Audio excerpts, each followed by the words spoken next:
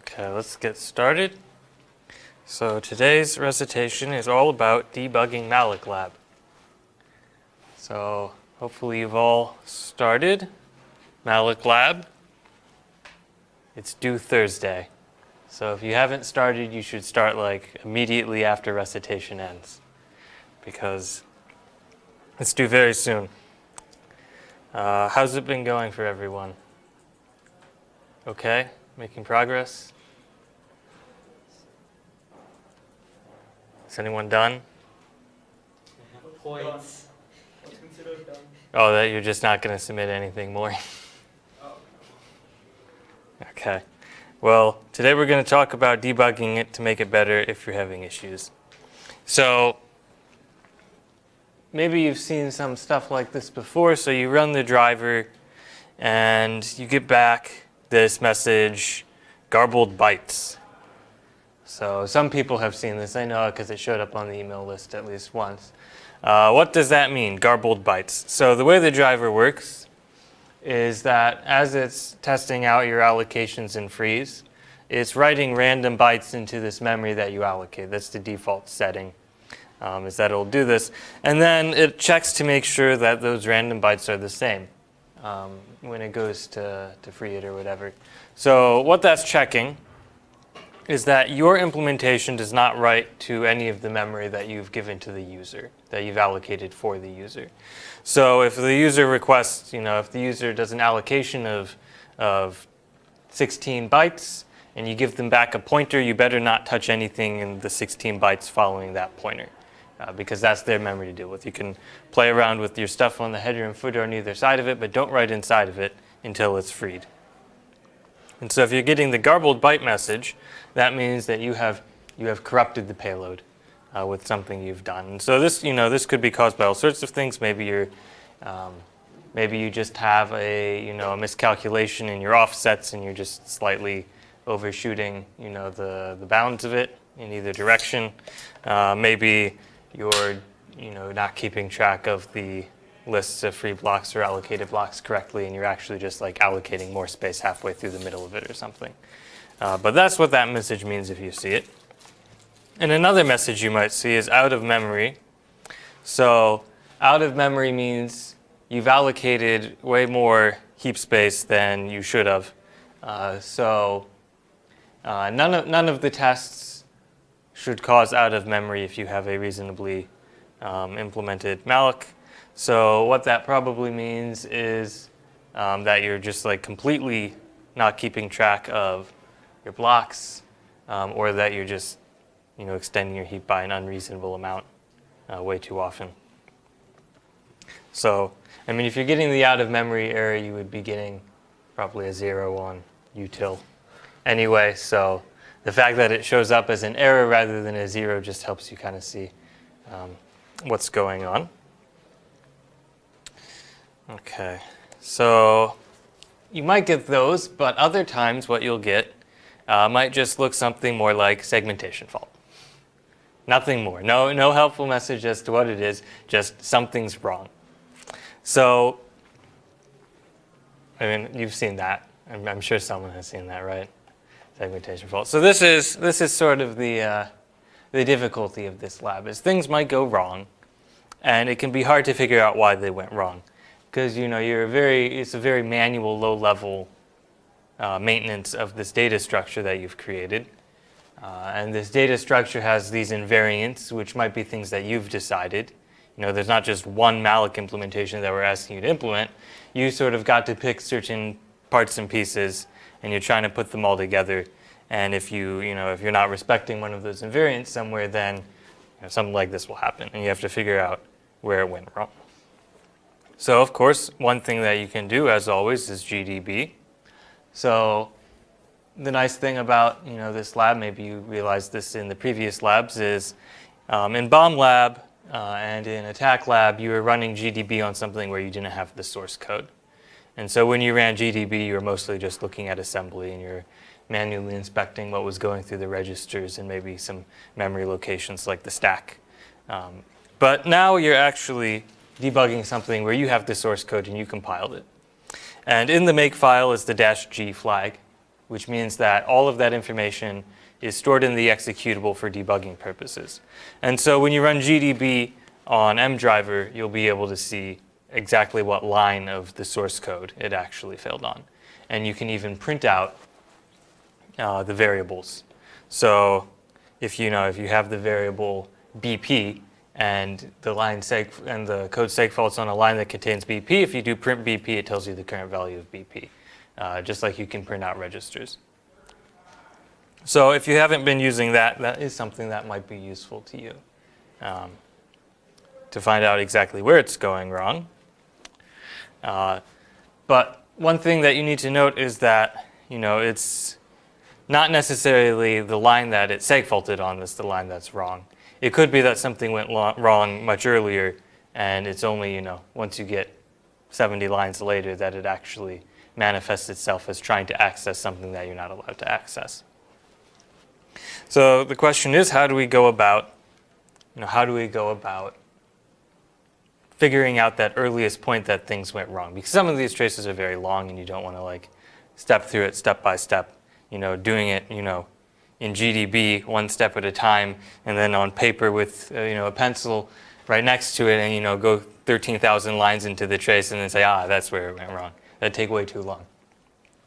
So you might think, the first thing you might think is, well, I'll just print out the whole heap before and after I do every allocation, before and after I do every free, and then I'll just look through them and find the one where it looks wrong. You'll get a lot of output this way, like way more than is useful in any of the large traces. On a smaller trace, maybe this would work, but if you're failing the larger traces, this is going to be very difficult because it'll be thousands and thousands of lines of pointers and stuff. And so good luck trying to figure out where it went wrong efficiently doing that. So this is where the heap checker comes in.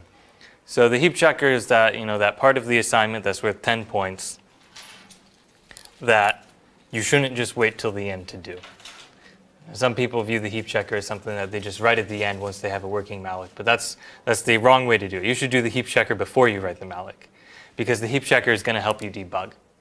So the point of the heap checker, I think I emphasized this last week too. The point of the heap checker is to check all of the invariants of your heap.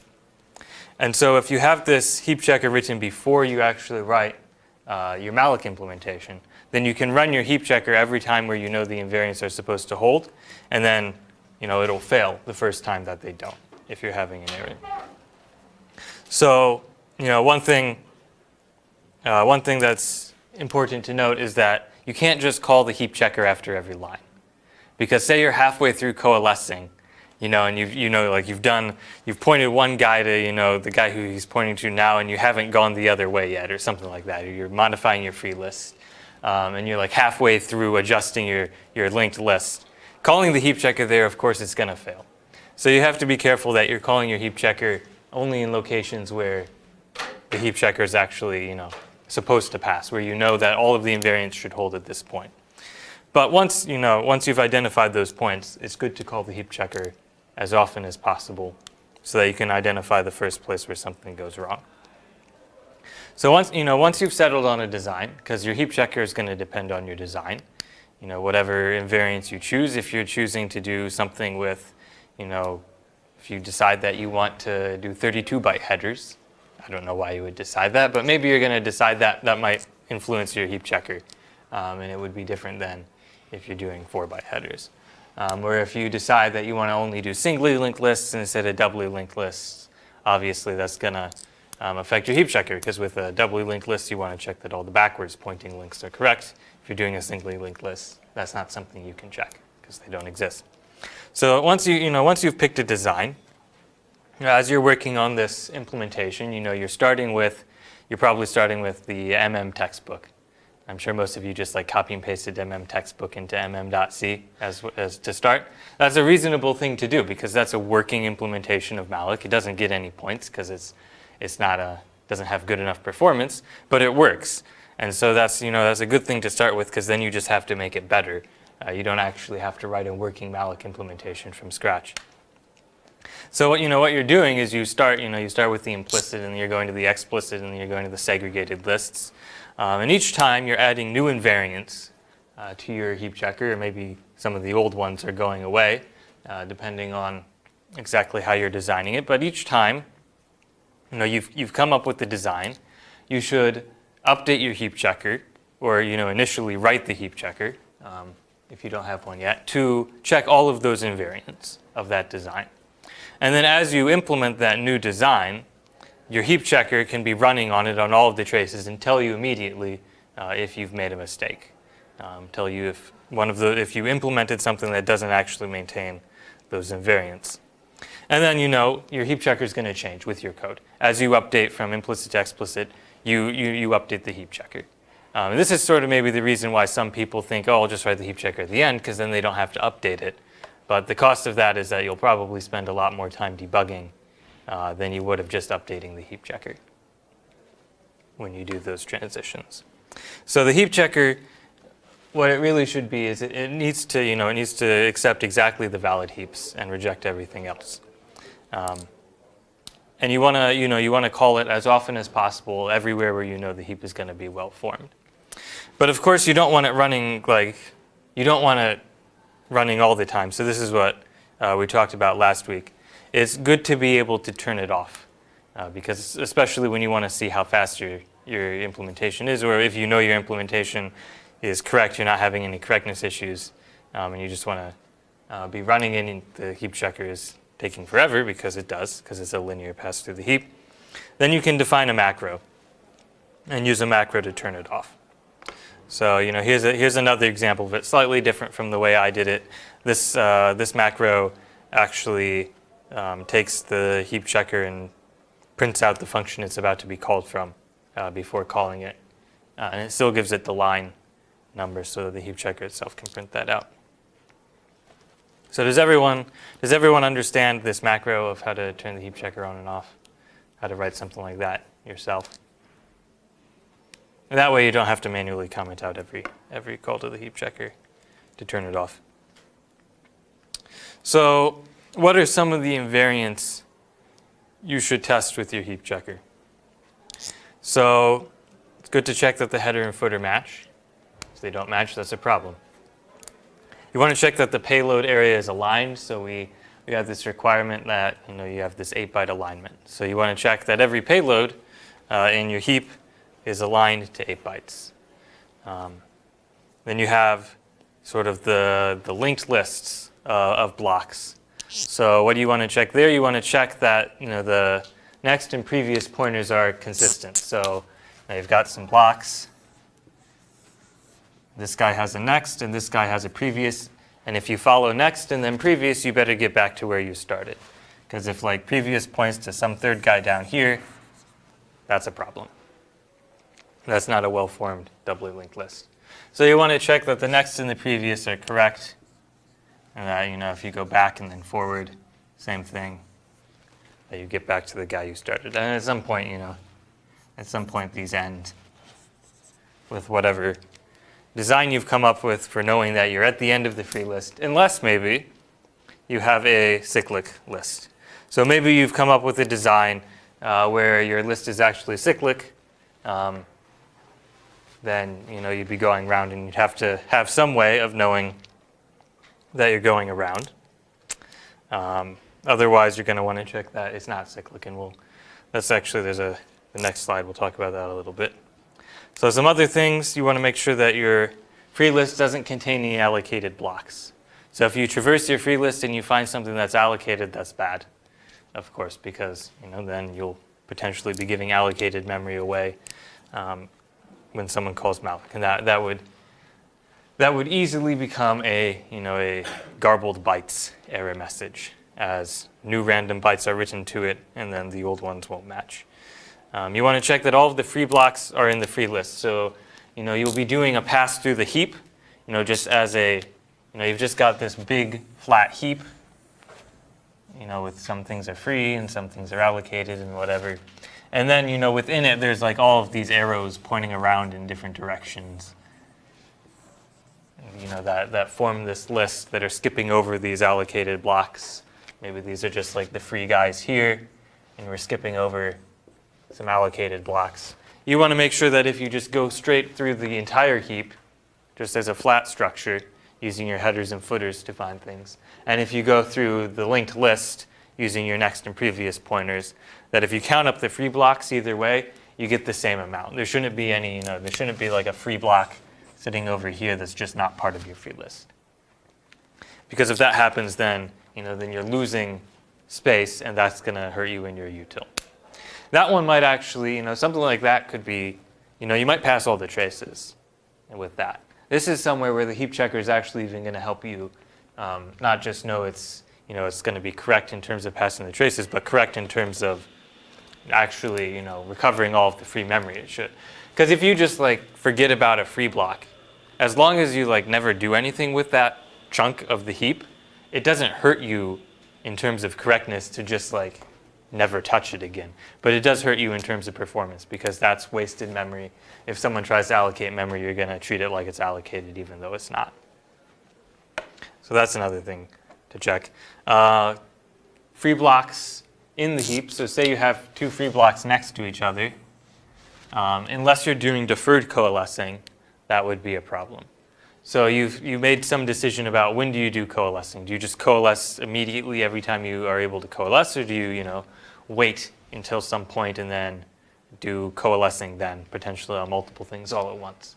So depending on what you've decided there, which invariant you've chosen, it may or may not be an issue to have two free blocks next to each other in the heap.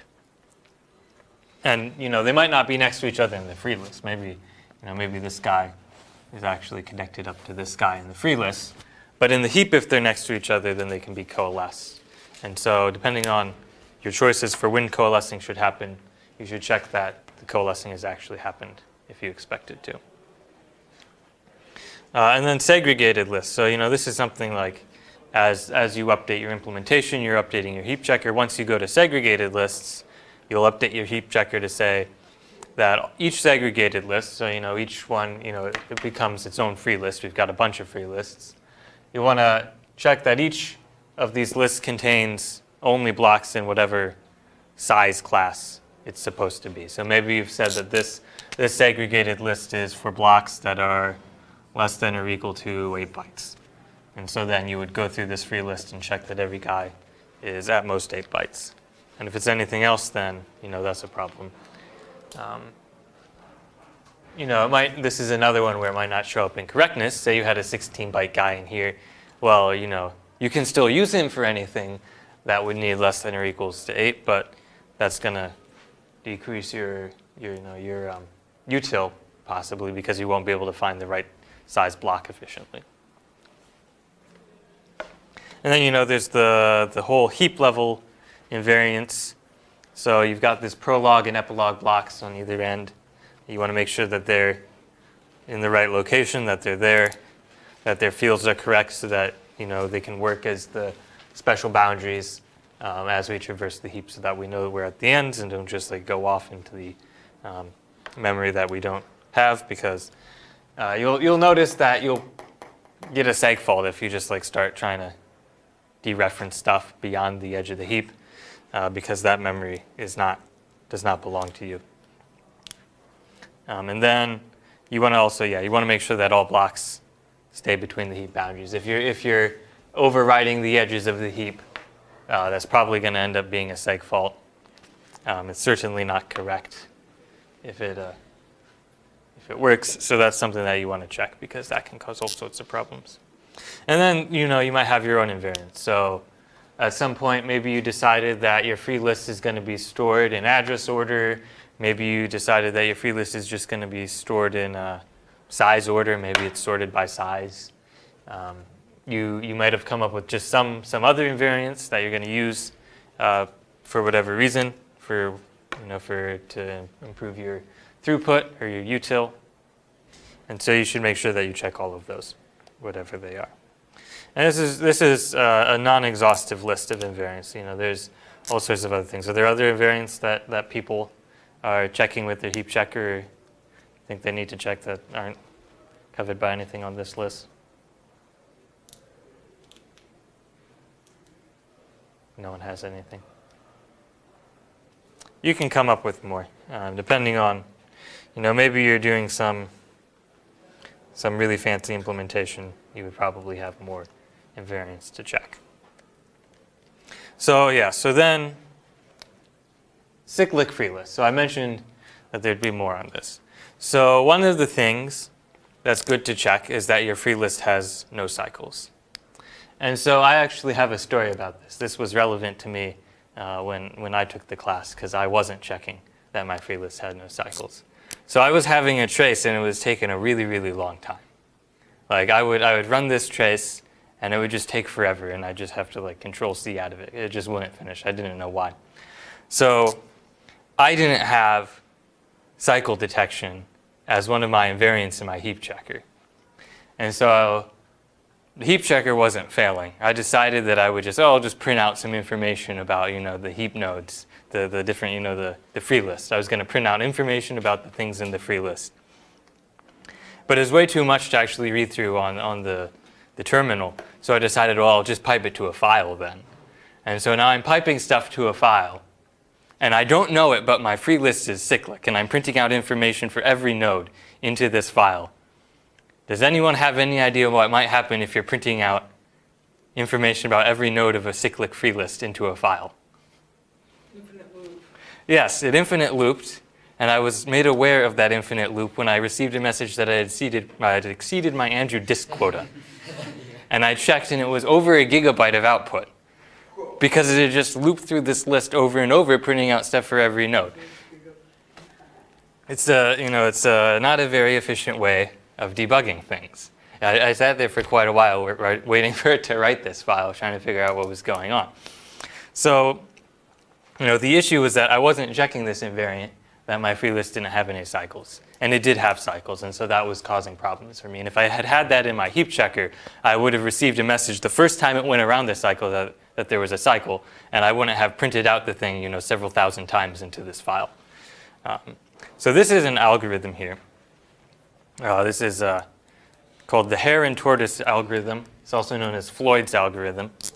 And the point of this algorithm is to detect cycles in linked lists. And it does it in linear time. It's a relatively efficient implementation of it. So the idea is that, we have some linked list. So we only need to, we're just considering arrows in one direction here.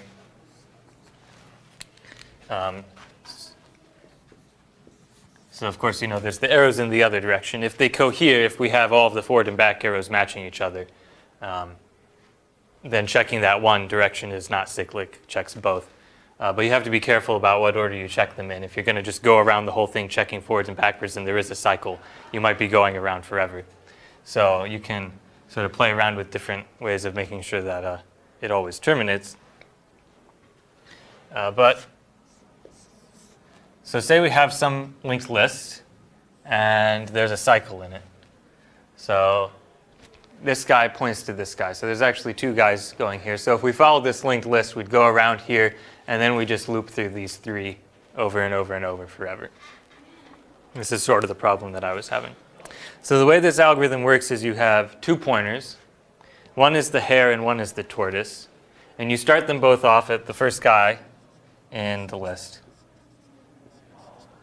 And what happens, the way you update, so you take at each time, it's a loop, and each time you do this operation where what happens is the hare moves forward by 2, and the tortoise moves forward by 1. So in the first step, we'd say the hare goes forward 2, so he ends up here.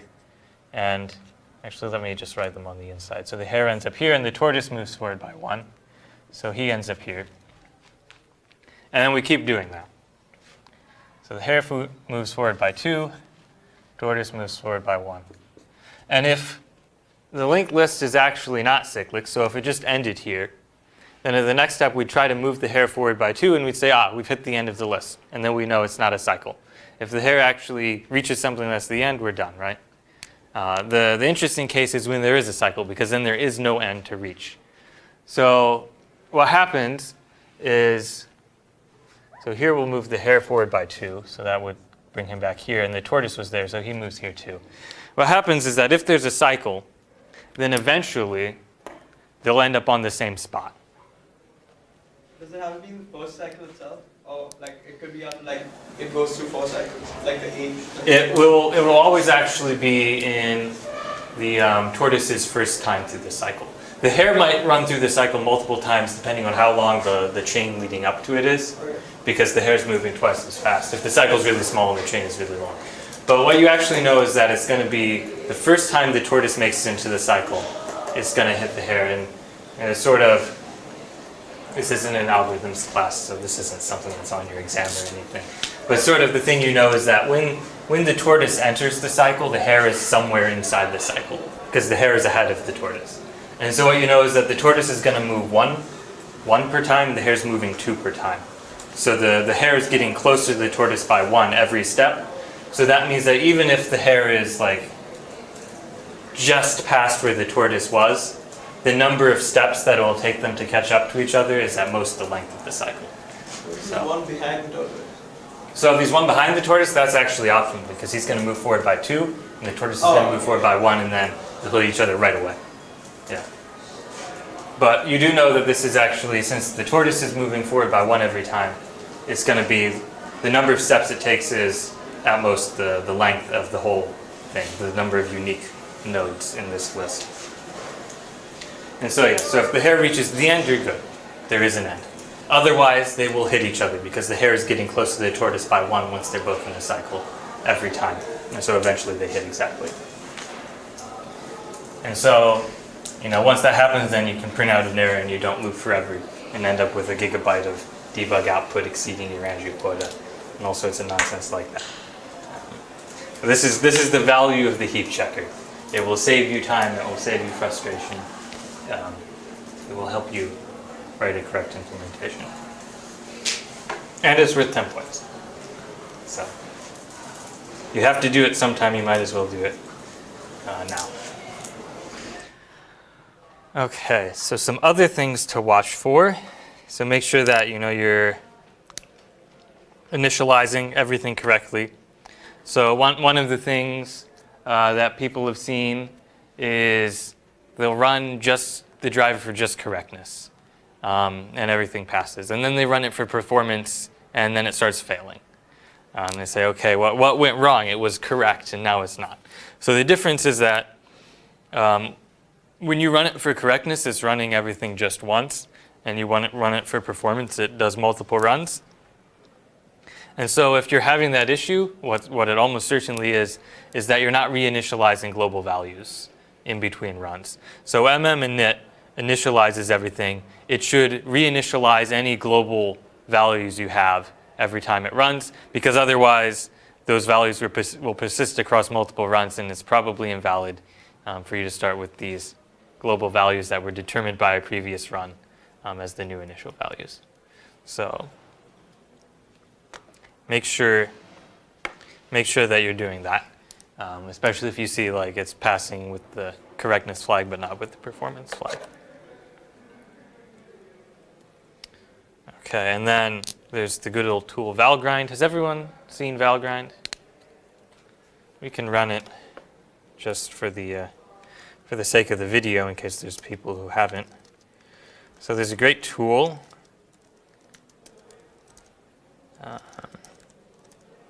There's a great tool called valgrind. So I might be running my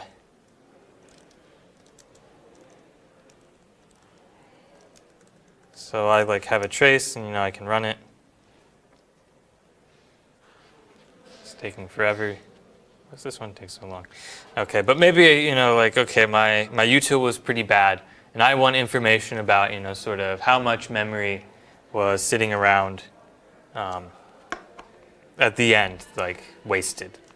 So valgrind is a tool that can be used for finding memory leaks and invalid memory accesses. Maybe I'm having some memory-related error. So if I run the program through valgrind, what's going on?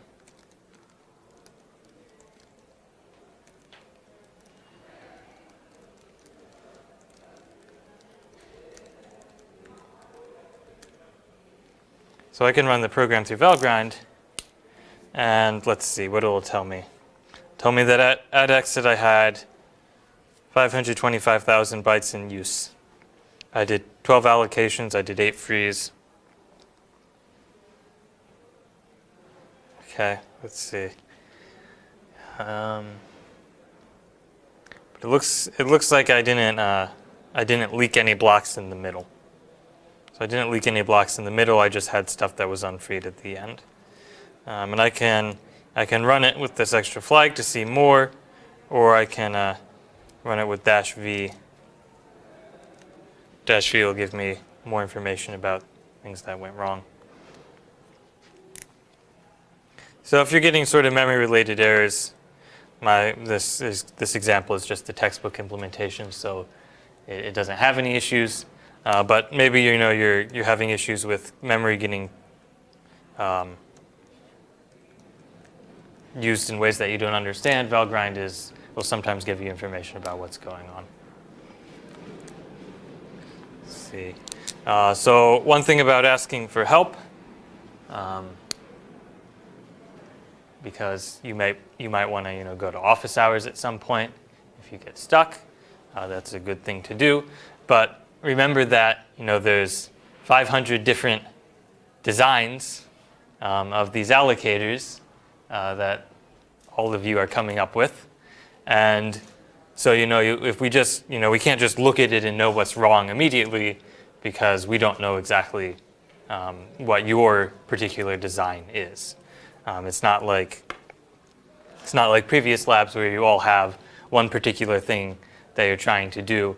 There's this end goal, but so many different ways to get to it. Things that would be correct to get to it in one way will not be correct to get to it in others. So when you are stuck, a good thing to do is to sort of work through figuring out exactly what the a detailed understanding of the problem is. Even if you don't know what the problem itself is, at least sort of where in the trace does it fail? Which traces does it fail on? That's an even better place to start. Which traces does it fail on? Where in the trace does it fail? And then, as much as you can, to figure out what did you expect to happen and what actually happened there instead. Because a lot of the time, if you can figure that out, that points, that gives you huge amounts of information into what actually went wrong. Just knowing that it seg faults is not particularly helpful. Knowing where it seg faulted and what it was trying to do and what you thought was going to happen and what actually happened instead, that's much more helpful. Because the seg fault could be in all sorts of different parts of your code. And you can use GDB, you can use your heap checker as tools to help you narrow in on where this problem was and what went wrong. And those are good things to do. Those might actually help you figure out the error yourself, even before you have to ask. But certainly, if you do have struggles, don't hesitate to come to office hours, and we'll try to help you out as much as we can. So here's a good response versus a bad one. It seg faults.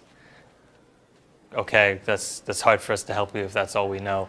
Versus, if it's big allocations mess up your coalescing somehow. That helps us a lot more in terms of figuring out where it went wrong.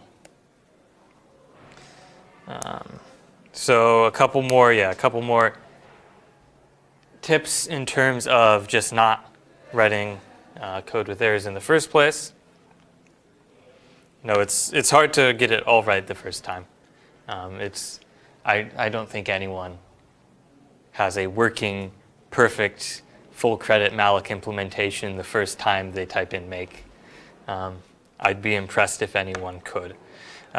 You'll probably make mistakes, but the good thing is it's good to adopt practices that reduce the number of mistakes you make from the outset, so that you don't even have to do debugging. So sort of like the heap checker helps make debugging more efficient. Good planning reduces the amount of debugging you have to do. But all of these, ultimately make your life a lot easier. So some good things to do is to think about what each function is going to do before you just start writing it.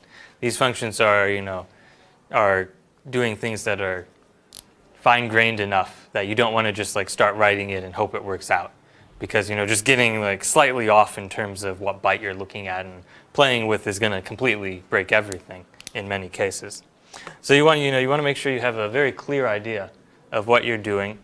In many cases, drawing pictures is helpful, sort of like even very basic stuff like this, just to sort of understand where are things and how are they connected and what information am I keeping track of, that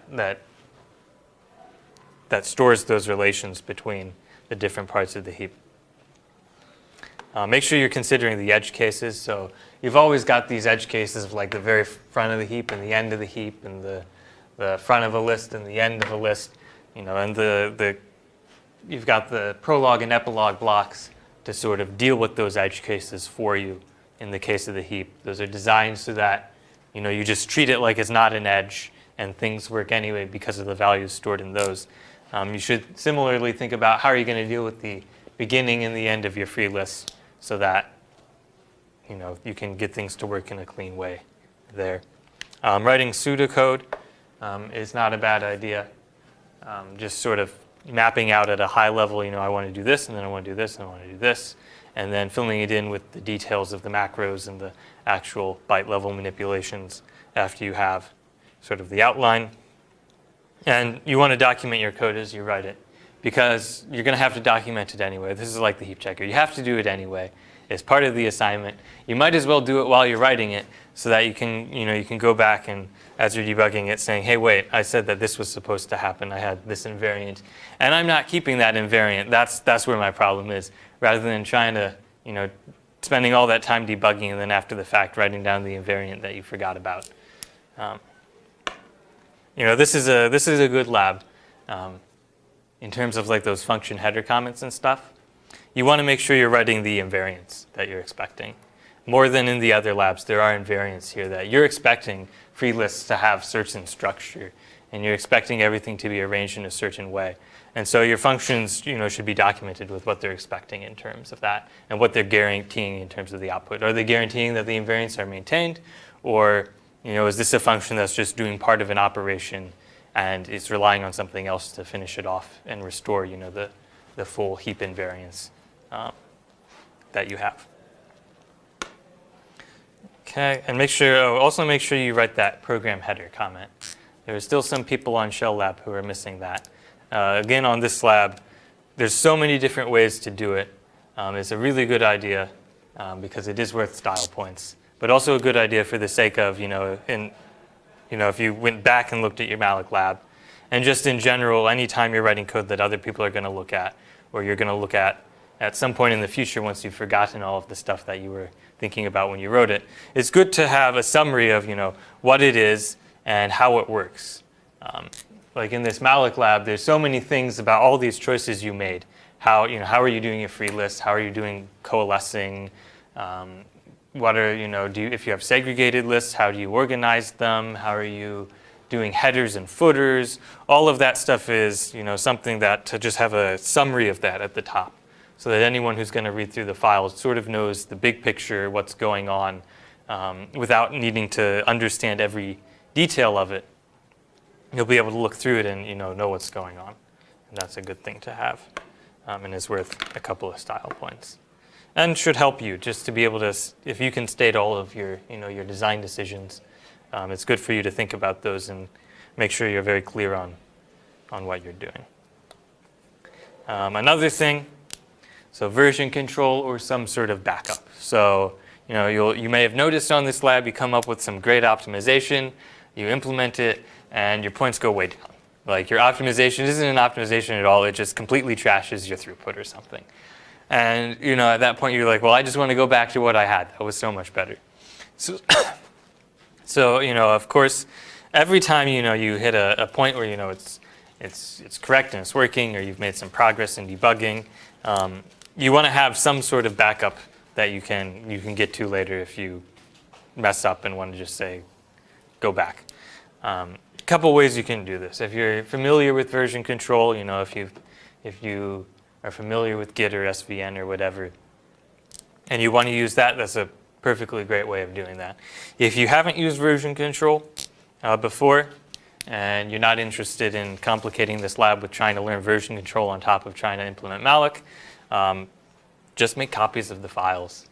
Make unique copies of the files, name mm, version, whatever, as you go.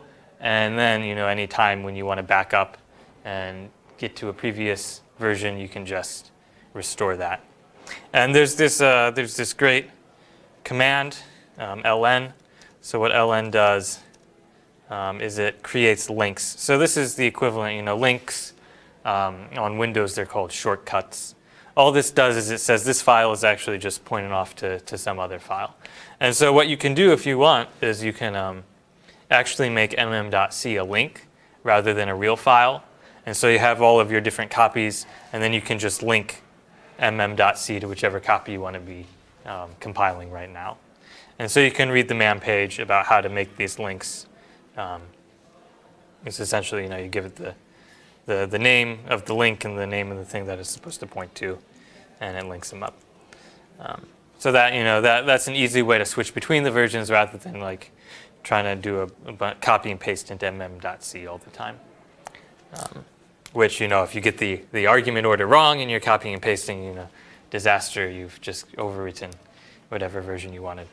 So be careful with this. Also, of course, Autolab can serve as a version control system. Every time you submit to Autolab, that's a submission that you can download again. There's an option to download old submissions.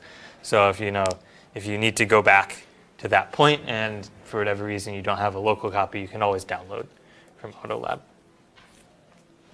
A couple things, tweaking parameters. So you might have noticed that there's this chunk size macro, and it's just like this random 1 shifted by 12, I think, is the default. And who knows where that came from, is probably not optimal for your allocator. That's something that you at the end or near the end, you want to just put in different values for that and figure out which one improves your performance by the most. Because that's really easy to just change a number a couple of times and then pick the best one. You can pick up a couple of points pretty much for free that way. But in order to be able to do stuff like that, you need to make sure that your code is properly modular. The reason we want to put it in a macro up at the top is so that in the end, when we want to just play with different version values for it, we can just replace it in one spot, and we don't have to actually look through and find all of the places we used it. Because if we have to do that and we miss one, then it's probably going to break everything. It's slow, and we'll lose style points for having magic numbers. And so, you should make sure that all of your special parameters and stuff are stored in macros at the top, and then at the end, you can just play around with tweaking them and see if you can grab a few more points just by that. Let's see, bottlenecks. So you'll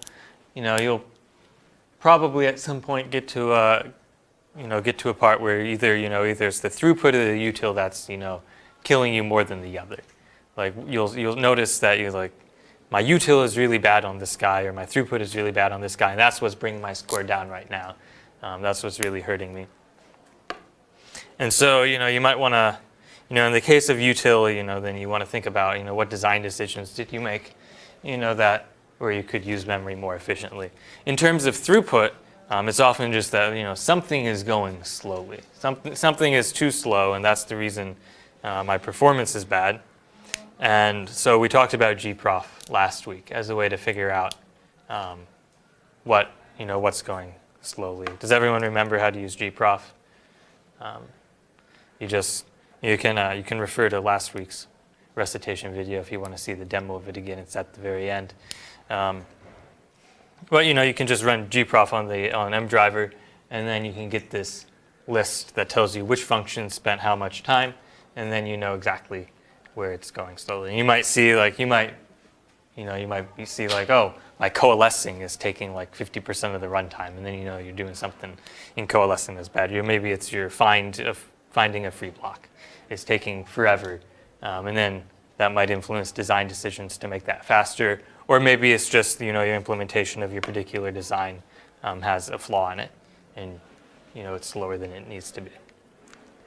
And of course, change the make file back at the end. Otherwise, you'll be compiling with the profiling flag, and that makes things go slower, so you won't get an accurate readout of your throughput. Okay, so some final things. Start now if you haven't started yet. Hopefully you've all started, but it is due Thursday, so if you want to start, come to office hours early. I expect that office hours on Thursday and probably on Wednesday, maybe even tomorrow, maybe even today. They're going to be packed though, and as the week goes on, they're going to be the queue is going to get huge. I know some of you, have been to office hours on the due date before, and the queue just explodes, and it can take a long time to get help.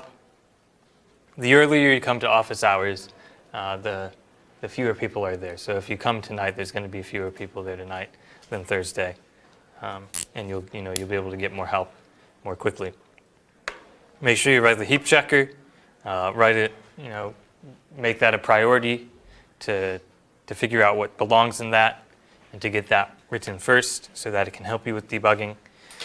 You might have to go back. You probably won't be starting over from absolutely nothing. But be prepared to at points say, okay, I went down this path, and this was actually the wrong path to go down. Maybe I made a bad design decision. Maybe my implementation is buggy, and it's I don't know what's wrong with it. It'd be better to just step back and do it again from a clean slate, more carefully this time. So be prepared, that you might have to regress to an older revision a couple of times as part of doing this. That's not always bad. But think about, you always want to think about, well, why did I have to regress? So that you don't, make the same mistake again the next time. And then before handing in, make sure that you have that header comment. People have been missing that. Still on Shell Lab, some people were missing that. That's worth a couple of style points. It's not hard.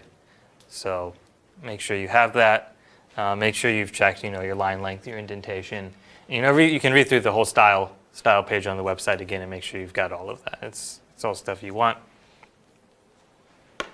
And then, so any questions? Yes? You can be more efficient by reading the x86-64 chapter. Is it just reading the entire chapter, or is it? Where did it say that? Was that in the handout? Yes, more than the handout. Let's see, I'm trying to think.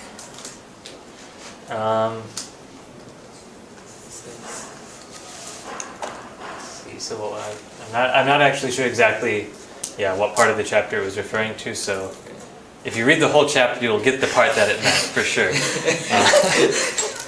You won't miss it. There's lots of stuff in the textbook that's helpful. Definitely, if you haven't, certainly the stuff about Malloc in the textbook is very helpful, and some of the other stuff around it can help you as well.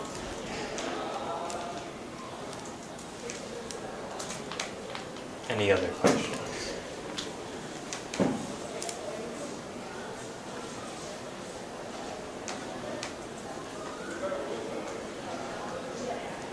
None? Okay, then you guys can go. Good luck with your Malloc labs.